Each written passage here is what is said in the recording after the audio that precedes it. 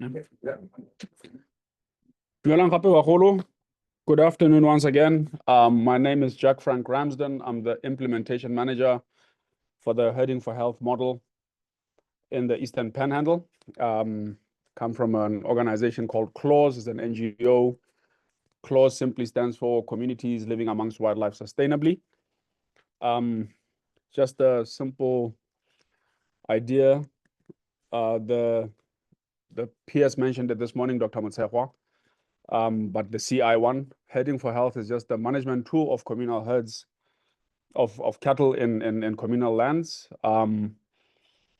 It's not reinventing the wheel, as we know. It's something that our grandfathers used to do, our forefathers used to do. Something that we are trying to reestablish for a number of reasons.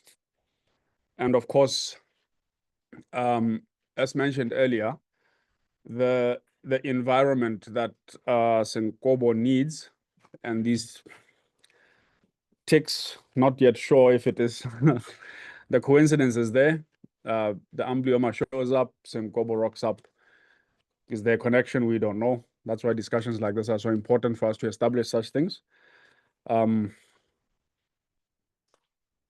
Yes. So just a simple, quick introduction. CLAWS started in 2014, more as a human wildlife mitigation organization, particularly lions, because of indiscriminate poisoning of predators, the big cats in particular, that, as we know, poison is non-selective, and many other species suffered alongside, sometimes without even poisoning the lions. So the Herding for Health model was started in 2019 as another way of mitigation of the conflict. But unfortunately, a couple of years later, we got attacked by Senkobo. There's many, can I say, theories, suggestions, guesses. There's trade in Ngamiland. Some areas don't have horses. Traditionally didn't have horses. There was a lot of ox-drawn drought power, especially the Eastern Panhandle. Oxen are still used for plowing and everything else, pulling sleds. I'm sure some of you might have seen the pictures on social media and other things. And horses are now slightly starting to come in. And how they came in was through trade. People with cattle, with horses on the western side of the Panhandle would bring horses to the eastern side of the Panhandle and exchange them for cattle. Take cattle from this side and bring horses. And the guess is that these are the horses that brought the amblyoma, which introduced Senkobo in Beta in 2019. Okay, that's just a picture of predation and a poisoned lion. Okay, so we work with the OCT villages. The OCT villages are the Okavango Community Trust villages, starting from Soronga all the way to Gudigwa. That's our main area of operation now, estimated at about 8,000 people in the area. We have 4 herds, 1 in Gunutsuha, 2 in Eretsa, and we have just started a new herd now in Beta, Herding for Health herd.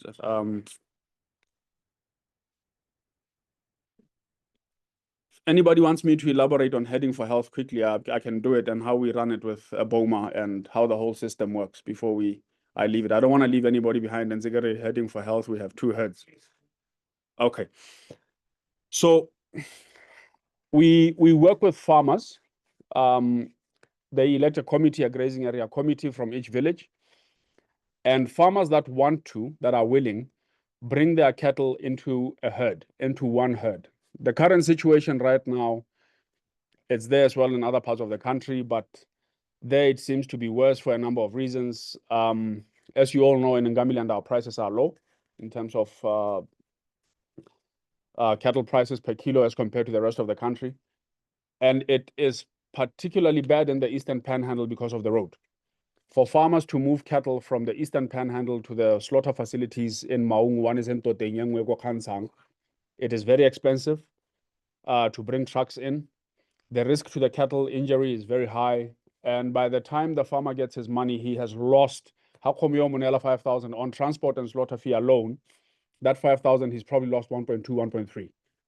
So that's how much the farmers are losing. So there is really not that much incentive to look after cattle in the Eastern Panhandle. They are free roaming. They go into the Delta. When the water recedes, they go in as far as 18 to 20 kilometers into the Delta. So naturally, that brings in a lot of conflict and other things. So we are trying to manage these herds in a communal herd. We bring them together with donor funding. Of course, we are trying to move away from that. There's a whole sustainability aspect of it. That's a topic on its own. The whole idea is to eventually get the farmers to be able to run this program on their own. Like now, we found them a market, wilderness safaris, and other operators, other stakeholders in the landscape. But so far, we're just dealing with wilderness. Wilderness is currently buying wildlife-friendly beef. We are wildlife-friendly beef certified. That means that the farmers in our program don't have to interfere with wildlife in terms of lethal control of predators. So as an incentive, Wilderness is buying at 36 pula per kg, which is a lot higher than what we've been getting in Ngamiland. The last sale that we made was in March, and our farmers on average were making 600 pula more than what they would have made even at the BMC. So that's an incentive for farmers to participate and start raising money for this thing. Okay, so in short, that is what Herding for Health is. We bring the cattle together. We have herders that are with them 24/7 in a mobile boma, right? It's a canvas crawl or a shade net crawl that we can break down and move within a period of 3 to 4 hours. We can move camp literally within 3 hours, and it'll be like nobody was ever there, apart from the little clumps where the boma was being rotated. Okay, so, and because of that system, we are able to monitor the cattle more. Our herders have got basic animal husbandry training. We do trainings for them once to two to three times a year if we can, funds allowing. And the key to Senkobo, what we have realized, or dermatophillosis, is as soon as you see it, and our guys have become very good at this because they've been dealing with it for the past 5 years. As soon as they see it, the minute a cow starts showing signs, the hair starts to become a bit ruffled, and you see little either on the legs, underneath, or on the back. They immediately start giving it tetracycline. They've been trained again in dosage. They take the weights, they dose, and so far it has proven to be quite effective in terms of battling the disease. If you allow it to get to a point where the lesions are covering more than 50% of the body, unfortunately, it's a very slow and a very painful death for those of you that have not seen it. Physically, it can take 4 to 5 months to develop over the animal. And Dr. Babayani and myself were discussing it earlier. The animal eventually, just before death, can stand, because it's all over the body. It's very painful. The animal cannot even lie down. So it stands up there for 4 to 5 days, just standing in one spot. And by the time it gets to lie down, now it has run out of energy, and you know that the 12th toll is ringing. That's just a picture of one of our team leaders. His name is Oscar. The belt, the lion collar, and the cattle is just to try and show coexistence and the significance of what we are trying to do. Okay, and that's the Herding for Health model. Part of what we are trying to do as well, nutrition was mentioned earlier. Nutrition is very, very important. In fact, engagements like this are very important because sometimes we are, because of the distance where we are and phone calls and emails, we don't actually get to talk things face to face. You know, like now with the National Vet Lab, there's a lot of stuff that we actually need help with that we feel could help us out a lot. For example, the next batch of wildlife-friendly beef, the cattle that are going for slaughter, we could give you guys bone samples, liver samples to determine if there's any mineral deficiencies, what deficiencies could be there. Because as it was mentioned earlier, poor nutrition compromises the immunity, right? It could be a number of things. So if we knew what we are dealing with, are we lacking selenium? Are we lacking zinc? To what level in the animals' systems? We are already supplementing them, but we could be more specific and target, okay, this is what we need instead of the phosphate block, phosphate block. Maybe you need something else, So that kind of collaboration in attack. Another thing, like we said, rangelands. I was actually on the point of rangelands.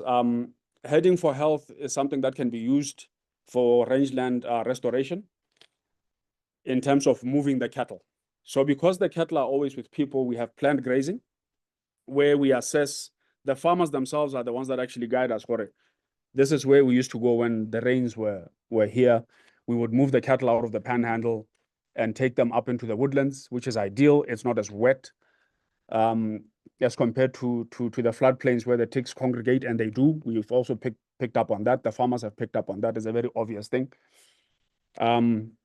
So we could move these cattle around and allow certain parts of the delta or the eastern panhandle where we operate to rest, get better grazing, hopefully get better nutrition, and then we could start fighting the disease better, or our cattle could be more resistant. This is just one of our regular trainings that we go through. Yeah. So this is where we are so far. 2017, we started our trainings with the Savory Institute. I don't know if some have heard of it. The Allen Savory Institute in Zimbabwe. Okay. Yeah, okay. So that's a typical boma, right? That's an aerial view of it. Ideally, we keep about between 250 and 300 cattle. We can keep more in the boma, but this is more ideal. 300, we have noticed, is a more manageable number because at any one time, the cattle are always with 4 people. So they're more manageable. When they're out in the field, the cattle also have more space in the boma at night to sleep. They're just more comfortable. So that's how we run it. Okay, our guys also are trained in low stress handling of cattle. That's one thing we really try to emphasize.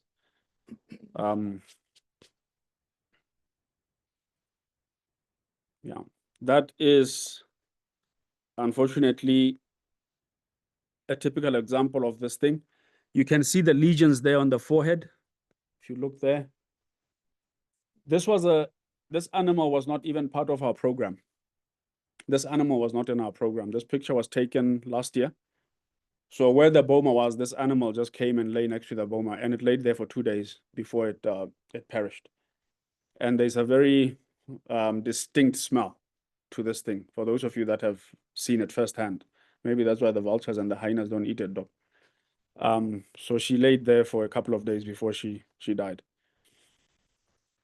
So all in all, we have tried the dips, the pour-ons. We have tried zinc sulfate. We have tried a number of things. And I can say we are winning. We are supplementing with rumivite blocks, mineral blocks, and energy blocks. Unfortunately, we don't have the resources to keep it going for as long as we would like to. But with the blocks, we have noticed an early detection and treatment of the disease starting from last year. We have managed to do a much better job, we would like to think, in terms of managing the disease so far this year as compared to the other years. Even during this rainy season, we did not lose as many animals as the previous rainy seasons, because that's when it really it flares up. As soon as the rains come, you have got serious problems. Okay. So this is just an overview of how it was monitored. This was done by Dr. Edwin Mudongo in 2023. The numbers are there. This number here, these are animals that we know of, right? Some farmers are talking much higher figures than this. There's one farmer in Eretsa who from 320 cattle, by the end of the second year, he was down to 27. Yeah, that's how severe it is. And I think, again, one of the biggest problems was that these animals were naive. They were naive to it. And one very critical point that was mentioned earlier was breed that I picked up, right? Remember in 1996, the indigenous cattle were wiped out in Ngamiland. And now we have got exotic breeds in Ngamiland. And I think that might have had something to do with this because they just couldn't handle it. They just couldn't handle it. So some farmers are thinking it's a lot higher than this in the Eastern Panhandle. And this is between Gunutsoga, Ereta, and Beta. It is localized, and this is very strange. Maybe something that DVS could actually start looking more into. It has not moved beyond Gunutsoga. Gunutsoga, Ereta, and Beta. It hasn't moved in 5 years. It hasn't gone further than any of those 3 villages. You start Gao. There's a village after Gunutsoga, Gao. It's a small settlement. How Gao all the way to Mohembo East, there's no Senkobo. How Ereta to Gudigwa. I mean, Beta to Gudigwa, there's no Senkobo. So that's an anomaly that we don't know yet. So that's the mortality between those 3 villages in that time frame. But we think it's a lot higher. This is just what we saw physically on the ground, but we think it's a lot higher than this. Okay. And this was just a comparison, sorry. This is us, and these are the cattle outside, the farmers that were willing to work with us to get numbers. We lost 27. When we say severe, we mean an animal that we feel that we can no longer save. Right? These are the animals that we have isolated. We have a small little boma for animals that get sick, and we try and take them out of the main herd. And once they get to that, yeah, chances are it's good night. Moderate still can be saved. Low are animals that are just starting, and we immediately start treatment on them. Another thing that I think is very, very important, especially with the Council of Vets here, is education. Education. I think it was you, Dr. Babayane, earlier that mentioned, first of all, it's very difficult to get drugs in the Eastern Panhandle. To get into a bus from Beta to Shakawe to BAM to go and buy a bottle of tetracycline is not easy. Sometimes the bus breaks down. For those of you that are familiar with that area, the road is very bad. So it's a struggle to get the drug, Koshakawa, to bring it back. And then Jack comes along and says, but you've got 100 mils here. This means you can only treat one animal if you're going to do it properly. If it's 20 mils, it's 20 mils every 3 days, highly long acting, until the animal starts recovering. For somebody who has just gone through another 150, 200 pula just to go to Shakawe and back, he wants to spread that antibiotic, throughout the herd, and he's actually creating problems.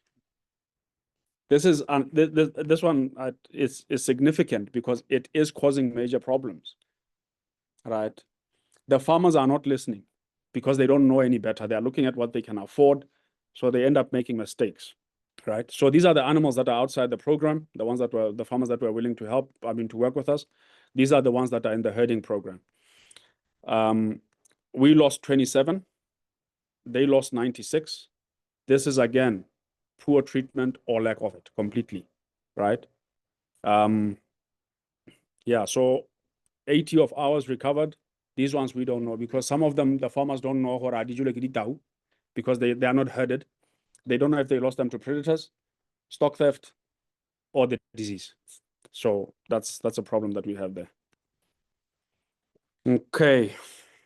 And you can see there, we lost 4%. This is in Boma 2. This was another village. We lost 4%. They lost 10% of the animals that we were watching. So The numbers are there. Okay. This is just how our herders understand it. Remember earlier I mentioned about sustainability. The idea is not for Jack to be there every time there's a sick cow to treat it. The idea is to teach the herders and the farmers how to be able to do this themselves, so that you spread it out and they can do a better job and yada, yada, yada. Right. Level 1, which is the initial stage, this is when the disease starts showing up. Our herders know this, that as soon as it starts, with or without Jack, you've got to start treating, right? Body condition is still good. I can safely say we get 100% recovery or 95. If you started early tetracycline, it works very well, right? And now we are getting to level 2, which we try and, or hardly ever happens in our herds because we do it as early as possible. Some will still carry on to death. Maybe 10, if there's 10 that are showing signs, 1 or 2 will go through, even with treatment, that they will die. So that's something with, but now this is when it starts progressing. You can see it, the lesions they're developing around the face. They particularly are very fond of this area. I don't know why. Even without the trauma of the ticks there, right? Because you would think that because it needs trauma for the skin to be broken, but they are very, very, it's very fond of this area here. And once it develops on the ears, you can see this animal is not bad, but if it starts here, and this is just my observation now, this is nothing scientific, this is just to share information with you guys. As soon as it starts, if you see it starting there, and it goes to the face, and it starts getting at the base of the ear and the legs, if those are the first things that start showing serious lesions that start breaking and bleeding, that animal, chances are, will not make it. But this, when it starts on the back like that, it's good. You can work on it. That's not good though. But anyway, that's level 2. And now we are getting serious. Okay, this is now what we call a severe animal, but we couldn't get a picture as well. A nice one, because these are free range cattle that are not part of the program. So you try and take a picture as they are moving in the floodplain. If you look here around this, the pelvic area here, for some reason, maybe there's a lot of vets here. Maybe we can get an explanation. This soft tissue here, especially the females, the lesions become so bad that the anus and the vulva actually, they can sometimes fall off. You get big gaping wounds that develop there, and maggots and all sorts of problems. And then you get problems with defecation and urine, and it just doesn't work very well. And once it's here, there's nothing you can do there. That is now the one that the hyenas are going to leave for the other bacteria in the soil. Okay. We try to now, because of the coincidence, we'll call it coincidence for now because there's no scientific research to back it up. The first time Senkobo was seen in Tubu in 2015, there was B mobile there. And B mobile was being seen for the first time. The B mobile is the amblyoma, right? So when it first appeared in the Eastern Panhandle, B mobile was also seen there for the first time with the horses, right? So the connection now, the perception with the farmers is that this tick is bringing this thing. Is it a coincidence? We don't know, right? But as far as we know scientifically, it does not spread it. But the coincidence is there, right? So the idea now with the farmers is that the cattle must be dipped. Either with they run through a spray run. In fact, now they are talking to stakeholders. They are getting dips being made by Great Plains. Great Plains is putting in dips now for the farmers. But we know that a wet body agitates the problem, This is now another issue that we are dealing with, and you cannot, if you want to turn the farmers against yourself, start telling them that the tick is not the problem and they don't need spray races. They need other things like crawling their cattle, monitoring them and treating them better. You're gonna get into a fight. Okay, so these things are the ones that are now coming, because we use pawns at the office or as an NGO. That's one of the things we do to support our community. We use pawns, we avoid water-based dips, right? We're also trying traditional medicines. There's a lot of plants that farmers know that treat wounds, especially with crocodile bites. How the conversation started was with these wounds. They were like, well, there's stuff that we use for crocodile bites and it works. So we are now experimenting with those plants with another NGO called Babalelo and the University of Pretoria.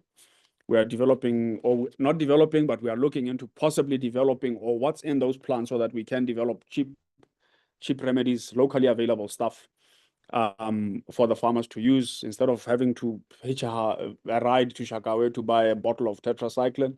You can dig up some roots and use that.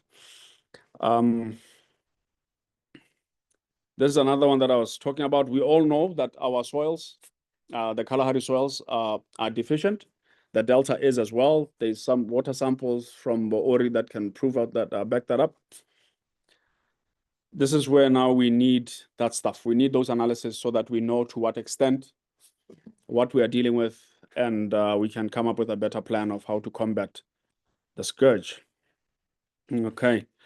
So our agreement with the farmers, our primary goal in the Herding for Health program is to keep the cattle safe from lions so that farmers don't have to go and kill the lions, right?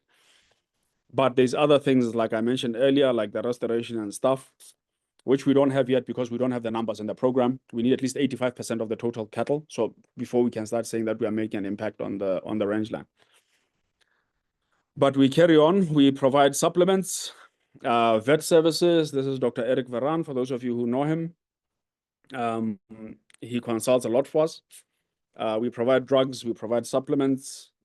I've mentioned before, this is actually not our road. There was no ideal picture, so we just put that one on there. If you have been to the Eastern Panhandle, this is paradise. Yeah. How many have been there? Okay, for those of you who haven't, just take a drive up there one day. Okay. Yeah, so I've mentioned this already. We don't get things easily, whether it's the mineral blocks, whether it's drugs. To move things from either Shakawe to from Maung up to where we are is very expensive and very challenging, right? Sometimes, like 2 weeks back, we took farmers to Shakawe to go and buy Bates ear tags. We call the office in Shakawe in the morning before we leave Soronga. Network everything's sharp. We get in the vehicle, 90 kilometers to Shakawe, 2.5 hours later on hard gravel road. We get there and the guy's like, network on it's a mile. So that was really. So we sat right. We sat there for over 3 hours. Network didn't come back. They knocked off. We eventually went back to Soronga empty-handed. But the farmers did go shopping in Shakawe, so it wasn't all bad. Okay. Yeah, sometimes they don't have stock. Like now we've been trying. I put an order for mineral blocks with BAM, and I'm not throwing anybody under the bus. These are just challenges that we have, right? I put a bulk order, 120 energy and 120 mineral blocks at BAM Shakawe in March. I still haven't received them. We ended up buying in Mau. Right. So these are the challenges that we have there. Initially. So can you go back? Yes, sir. That 10 to 20K. This is a truck. Depending on the size of the truck and how much we are moving, we can use sometimes, if it's not a lot of stuff, we can use a 3 or a 4 ton truck and they will charge us about 10,000 for transport. This is when we are using 5 tons and above. to move either blocks and other feeds. Like last year at the height of the drought, we bought them these big, these round bales, sabujansi. Yeah, just so that at least at night when they came back into the boma, they had roughage to keep the rumen going. So a truck of that size will cost us nothing less than 18K just to move stuff up there, and it's 400. No, from Maung to Soronga, it's about 400 Ks. No, 500. Kaurshaka, we give 380 and then another 90. So about just under 500 kilometers, we are paying 20,000 pula. If you are lucky, some of the guys will tell you, I'm not coming there because that road is going to kill my truck. Yeah. Okay.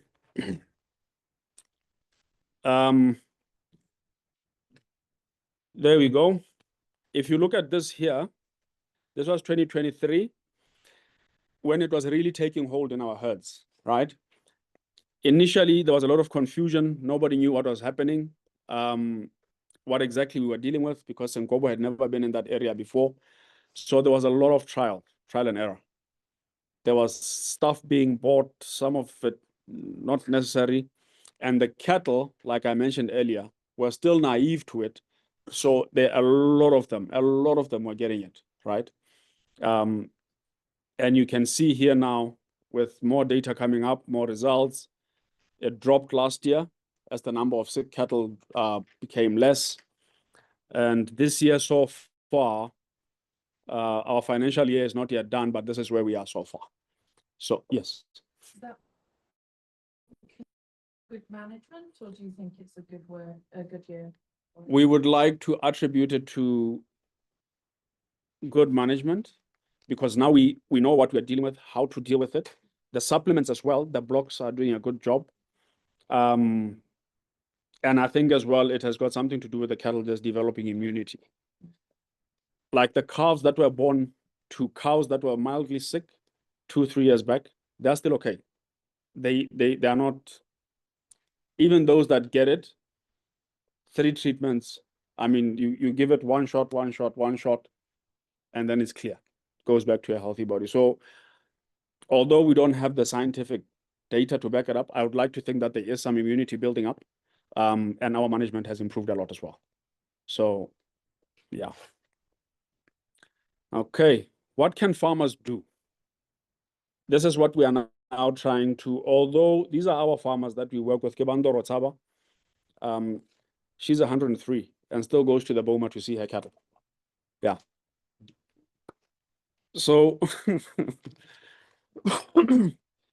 so we are trying to work with all the farmers in this sense, even those farmers that are outside the program through the farmers committees and the Department of Veterinary Services. We have a very good relationship with the DVS extension officers there. Trying us particularly with issues of underdosing cattle. If you're not going to do it right, don't do it. This is what we are trying to work on now with farmers. Yadi now, I'm afraid of it. I'll leave that one to DVS. They have insurance from government. So trying to convince farmers that those spray runs are not actually good for the cattle. I'm not going to, I'll leave that one to DVS. Okay. I think I've touched on this one.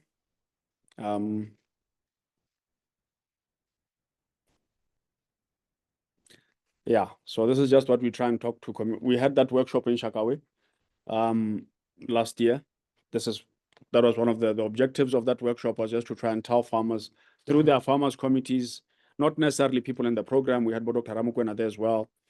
We just thrashed it out with the farmers and said, right, this is what you are dealing with. This is the best way of trying to approach it. Okay. This is the same workshop that was held in Shakawe. Those farmers that were there, these were their suggestions that more education needs to be put out there, right? And farmers need to understand Senkobo, how it works, how to treat it, either through radio jingles, workshops, through the extension officers. And this one, sorry, there's a typo there. This one was that perhaps there should be a truck like LAC used to do that could bring medicines closer to them and they can buy from the truck. Yeah, so that's just one or two of the things.